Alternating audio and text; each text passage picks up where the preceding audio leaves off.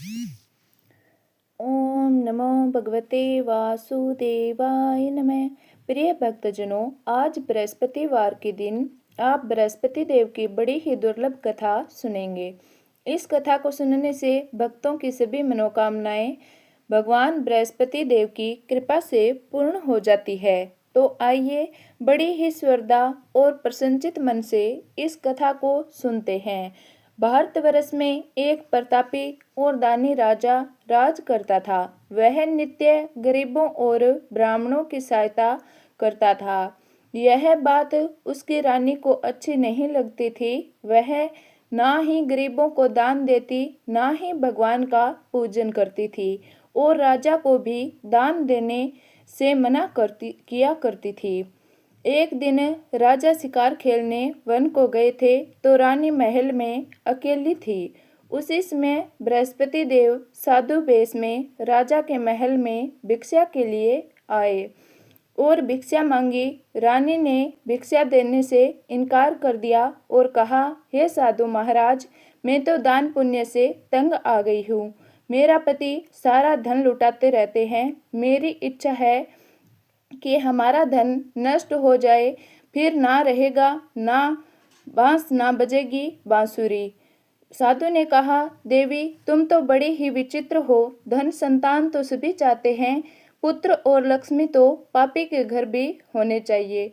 यदि तुम्हारे पास अधिक धन है तो भूखों को भोजन दो, प्यासों के लिए प्याऊ बनवाओ, मुसाफिरों के लिए धर्मशालाएं खुलवाओ। जो निर्धन अपनी कुंवारी कन्याओं का विवाह नहीं कर सकते, उनका विवाह करा दो।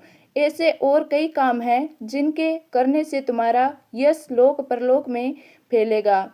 परंतु रानी पर उपदेश का कोई प्रभाव ना पड़ा। वह बोली, महाराज आप मुझे कुछ ना समझाइए, मैं ऐसा धन नहीं चाहती जो हर जगह बांटती फिरूं। साधु ने उत्तर दिया, यदि तुम्हारी ऐसी इच्छा है तो तथास्तु। तुम ऐसा ही करना कि बृहस्पतिवार को घर लीपकर पीली मिट्टी से अपना सिर धोकर स्नान करना, भट्टी चढ़ाकर कपड़ा धोना। ऐसा करने से आपका सारा धन नष्ट हो जाएगा। इतना कहकर वह साधु महाराज वहां से अलोप हो गए। साधु के अनुसार कहे बातों को पूरा कर रानी को केवल 3 बृहस्पतिवार ही बीते थे कि उसकी समस्त धन संपत्ति नष्ट हो गई। भोजन के लिए राजा का परिवार तरसने लगा।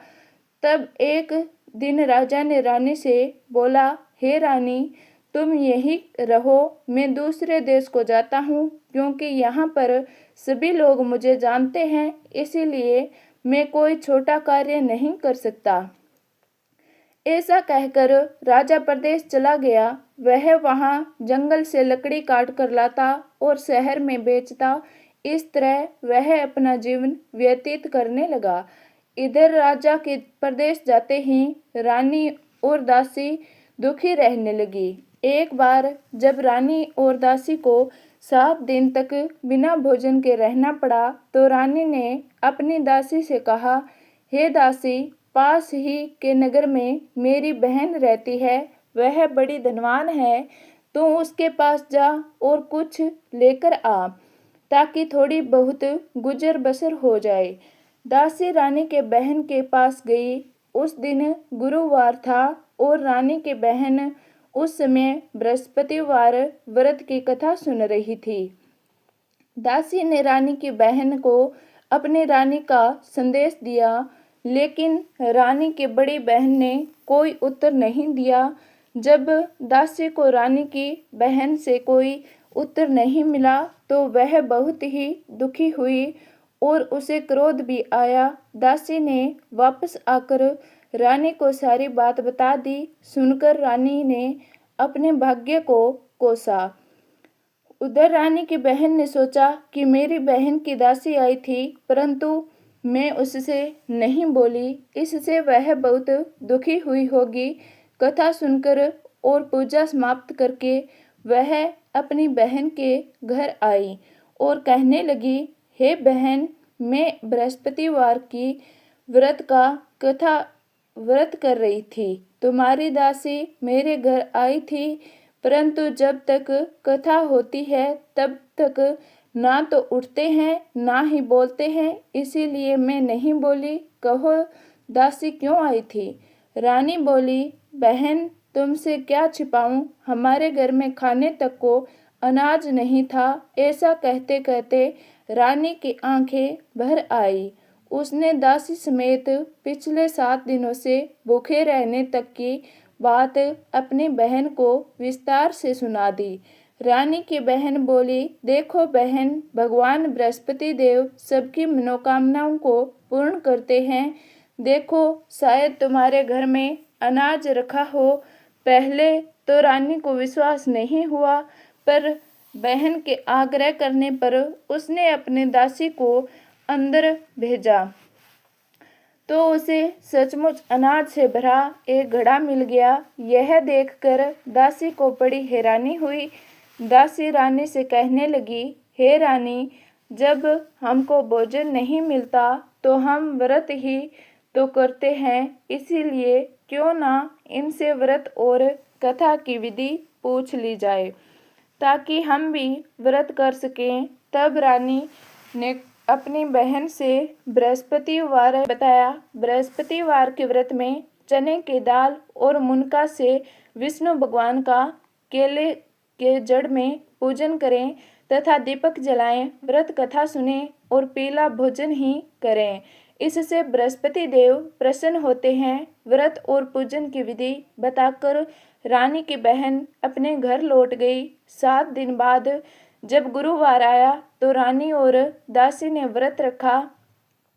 गुड़साल में जाकर चना और गुड़ ले आई, फिर उससे केले की जड़ तथा विष्णु भगवान का पूजन किया।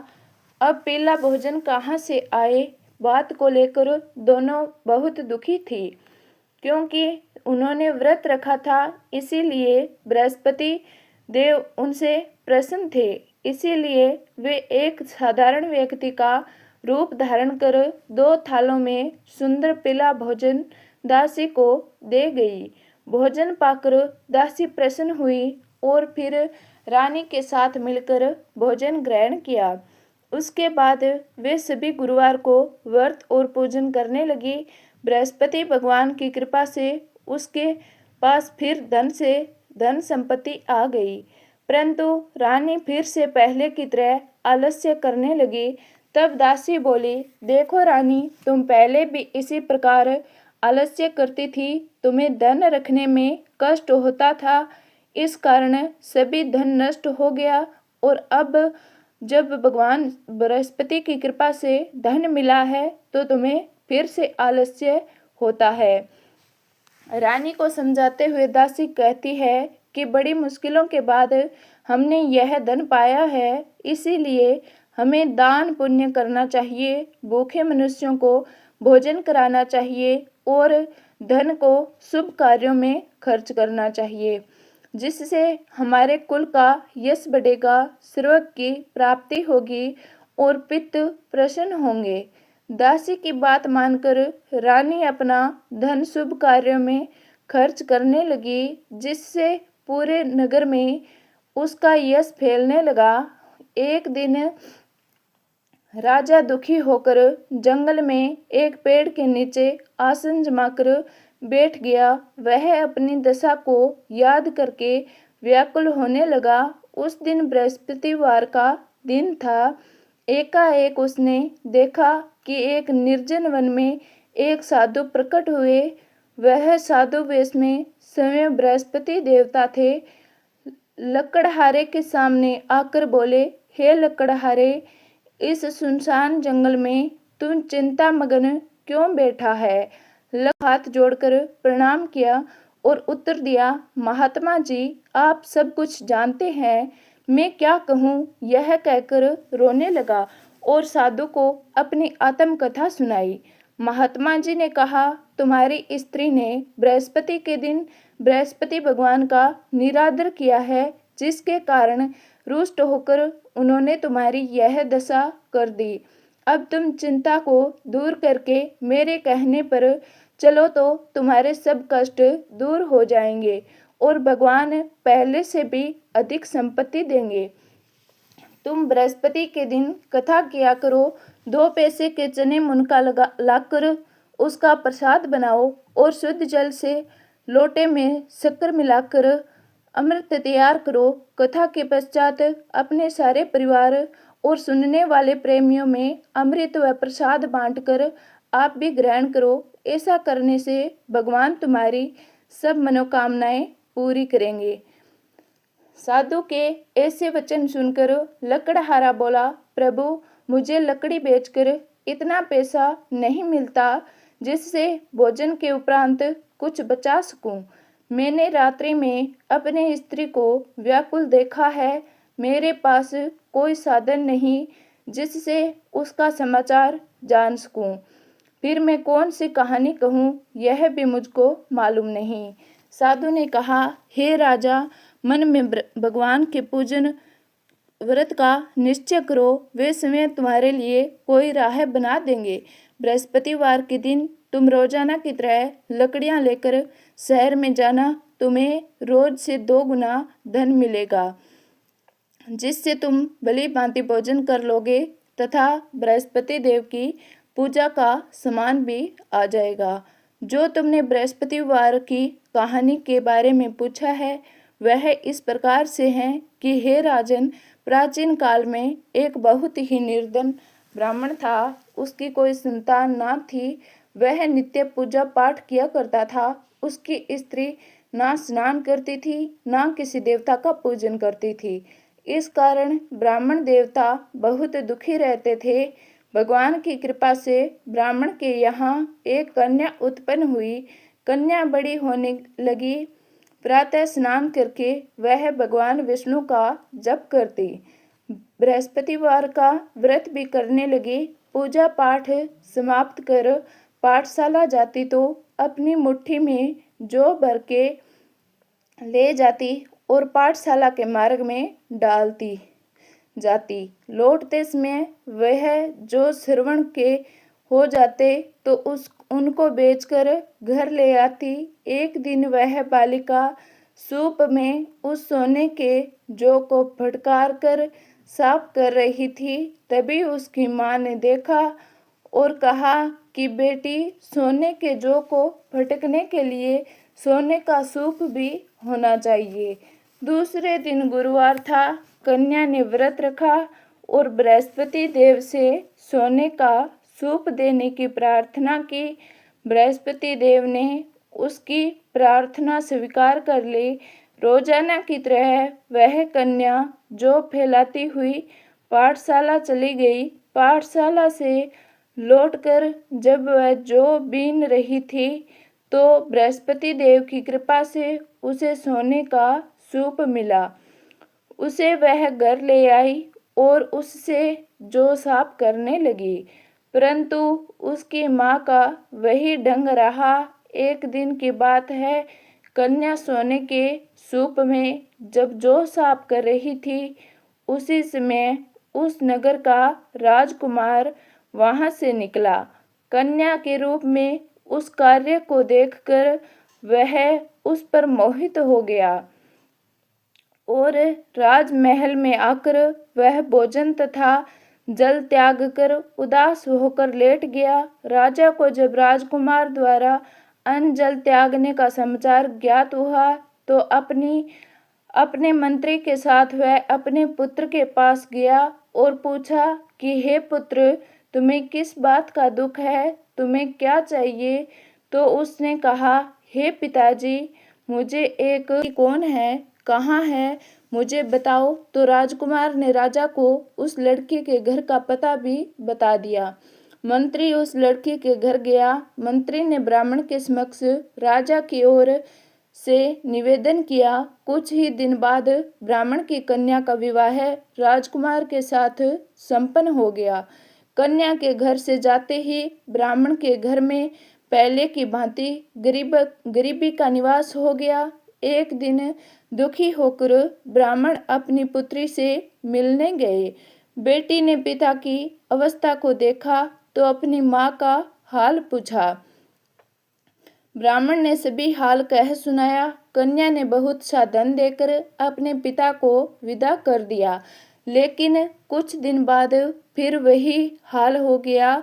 ब्राह्मण फिर अपनी कन्या के पास गया और सभी हाल कहा तो पुत्री बोली, हे पिताजी, आप माताजी को यहाँ लिवा लाओ। मैं उन्हें वह विधि बताऊंगी जिससे गरीबी दूर हो जाए। ब्राह्मण देवता अपनी पत्नी को साथ लेकर अपनी पुत्री के पास राजमहल पहुँचे तो पुत्री अपनी माँ को समझाने लगी, हे माँ, तुम प्रातःकाल स्नान आदि करके विष्णु भगवान का पूजन करो तो सब दरिद्रता दूर हो जाएगी।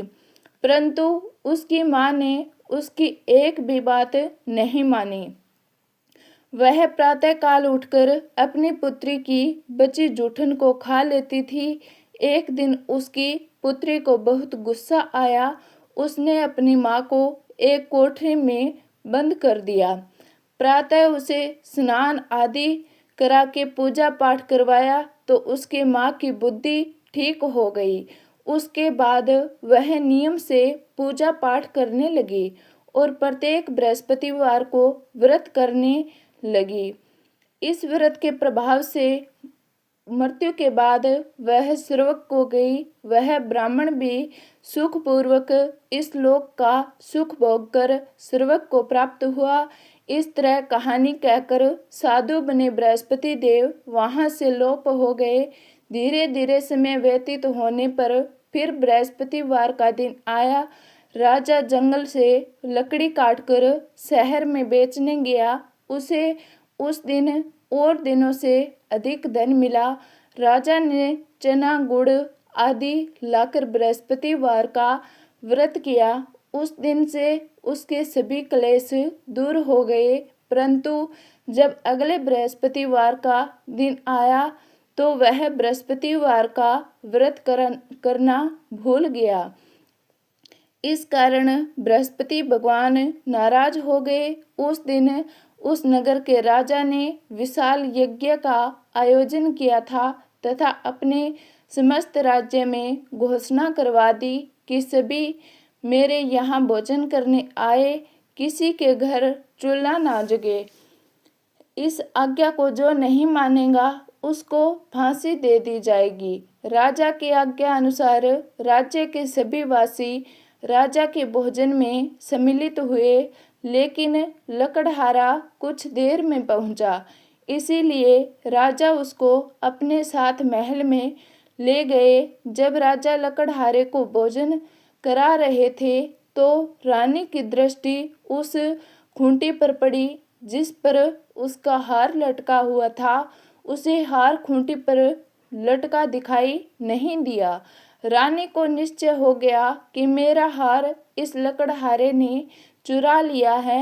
अब रानी के कहने पर लकड़हारे को राजा ने कैद खाने में डलवा दिया। लकड़हारा जेल में विचार करने लगा कि ना जाने कौन से पूर्व जन्म के कर्म मुझे यह दुख प्राप्त हुआ है, और जंगल में मिले साधु को याद करने लगा। तभी तत्काल बृहस्पति देव साधु के रूप में प्रकट हो गए और कहने लगे, अरे मूर्ख, तूने बृहस्पति देवता की कथा नहीं की, उसी कारण तुम्हें यह दुख प्राप्त हुआ है।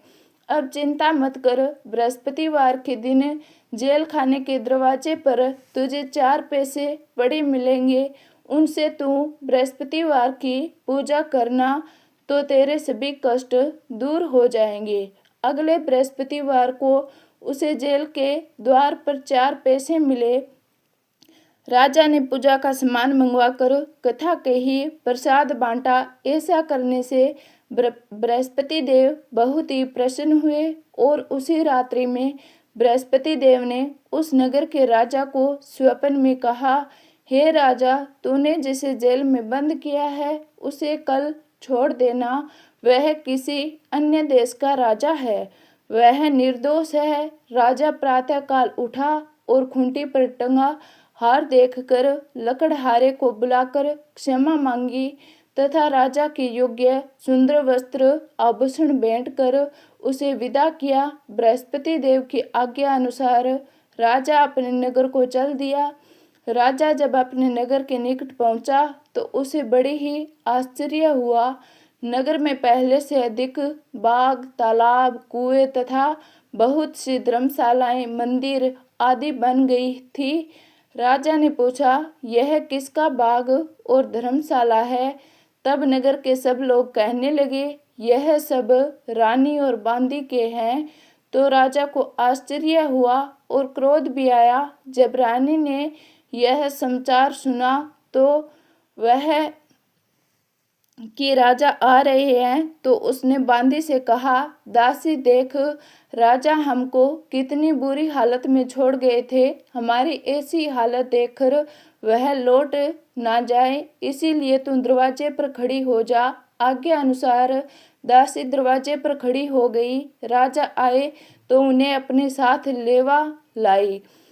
तब राजा ने क्रोध करके अपनी रानी से पूछा, यह धन तुम्हें कैसे प्राप्त हुआ? तब उन्होंने कहा कि हमें यह धन बृहस्पति देव की इस व्रत के प्रभाव से प्राप्त हुआ।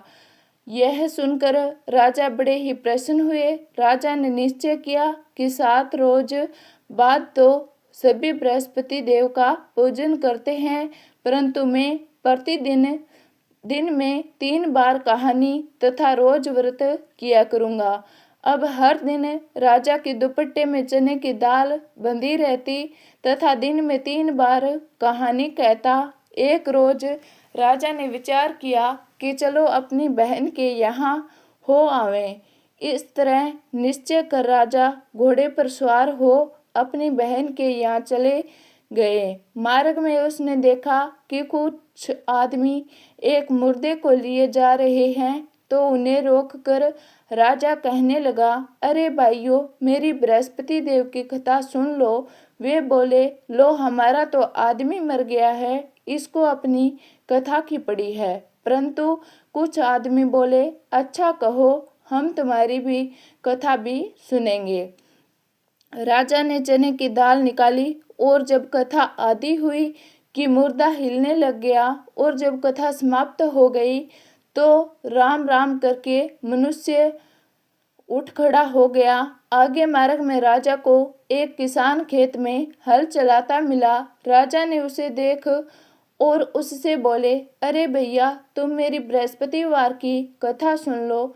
किसान बोला, जब तक मैं तेरी कथा सुनूंगा तब तक 4 हरैया जोत लूंगा। जा अपनी कथा किसी और को सुना। इस तरह राजा आगे चलने लगा। राजा के हटते ही बैल पछाड़ खाकर गिर गए तथा किसान के पेट में बड़ी जोर का दर्द होने लगा। उस समय उसकी माँ रोटी लेकर आई। उसने जब देखा तो अपने पुत्र से सब हाल पूछा और बेटे ने सभी हाल कह दिया। तो बुढ़िया दौड़ी दौड़ी उस घुड़सवार के पास गई और उसने उससे बोली कि मैं तेरी कथा सुनूंगी, तो अपनी कथा मेरे खेत पर चलकर ही कहना। राजा ने बुढ़िया के खेत पर जाकर कथा कही, जिसके सुनते ही वह बैल उठ खड़ा हुए तथा किसान के पेट का दर्द भी बंद हो गया। राजा अपनी बहन के घर पहुंचा। बहन ने राजा की खूब मेहमानी की। दूसरे रोज प्रातःकाल राजा जगा तो वह देखने लगा कि सब लोग भोजन कर रहे हैं। राजा ने अपनी बहन से कहा, ऐसा कोई मनुष्य है जिसने भोजन नहीं किया हो? मेरी बृहस्पतिवार की कथा सुन ले। बहन बोली, हे भैया, यह देश ऐसा ही है कि पहले यहाँ लोग भोजन करते हैं, बाद में अन्य काम करते हैं। अगर कोई पड़ोसी में हो तो देख आऊं। वह ऐसा कहकर देखने चली, परंतु उसे कोई ऐसा व्यक्ति नहीं मिला जिसने भोजन ना किया हो। अतः वह एक कुम्हार के घर गई, जिसका लड़का बीमार था। उसे मालूम हुआ कि उसके यहाँ 3 रोज से किसी ने भोजन नहीं किया है। एक रोज राजा ने अपनी बहन से कहा, हे बहन, हम अपने घर जाएंगे, तुम भी तैयार हो जाओ। राजा की बहन ने अपनी सास से कहा। सास ने कहा, हाँ चली जा, परंतु अपने लड़कों को मत ले जाना, क्योंकि तेरे भाई की कोई औलाद नहीं है। बहन ने अपनी भाई से कहा, हे भैया, मैं तो चलूंगी पर कोई बालक नहीं आएगा। राजा बोला, जब कोई बालक नहीं चलेगा तब तुम ही क्या करोगी। बड़े दुखी मन से राजा अपने नगर को लौट आया। राजा ने अपनी रानी से कहा, हम निवासी हैं, हमारा मुंह देखने का धर्म नहीं है और कुछ भोजन आदि नहीं किया। रानी बोली, हे प्रभु, बृहस्पति देव ने हमें सब कुछ दिया है, वह हमें औलाद अवश्य देंगे। उसी रात को बृहस्पति देव ने राजा से स्वप्न में कहा, हे राजा, उठ, सभी सोच त्याग दे, तेरी रानी गर्भ से है। बृहस्पति देव की यह बात सुनकर राजा बड़ा ही प्रसन्न हुआ। यह बात पूरे नगर में फैल गई और सभी बड़े ही प्रसन्न हुए। 9वें महीने रानी के गर्भ से एक सुंदर पुत्र पैदा हुआ। तब राजा बोला, हे रानी, स्त्री बिना भोजन के रह सकती है पर बिना कहे नहीं रह सकती। जब मेरी बहन आवे तो तुम उससे कुछ मत कहना। रानी ने सुनकर हाँ कह दिया। जब राजा की बहन ने यह शुभ समाचार सुना तो वह बहुत ही खुश हुई तथा बधाई लेकर अपने भाई के यहाँ आई। तभी रानी ने कहा, घोड़ा चढ़कर तो नहीं आई, गधा चढ़ी आई। रानी की बहन बोली, भाभी, मैं इस प्रकार ना कहती तो तुम्हें औलाद कैसे मिलती। बृहस्पति देव ऐसे ही है, जैसी जिसके मन में कामनाएं हैं सभी को पूर्ण करते हैं। जो सदा भावना पूर्वक बृहस्पतिवार का व्रत करता है एवं कथा पढ़ता है अथवा सुनता है, दूसरों को सुनाता है, बृहस्पति देव उनकी सभी मनोकामनाएं पूर्ण करते हैं, उनकी सदैव रक्षा करते हैं। जो संसार में सदा भावना से गुरुदेव का पूजन एवं व्रत सच्चे हृदय से करते हैं, उनकी सभी मनोकामनाएं वैसे ही पूर्ण होती है जैसे सच्ची भावना से रानी और राजा ने बृहस्पति देव की कथा का गुणगान किया। तो उनकी सभी इच्छाएं बृहस्पति देव ने पूर्ण की। अनजाने में भी बृहस्पति देव की उपेक्षा ना करें, ऐसा करने से सुख शांति नष्ट हो जाती है। इसीलिए सबको कथा सुनने के बाद प्रसाद लेकर जाना चाहिए और हृदय से उनका मनन करते हुए जयकारा बोलना चाहिए। तो प्रेम से बोलिए, बृहस्पति भगवान की जय।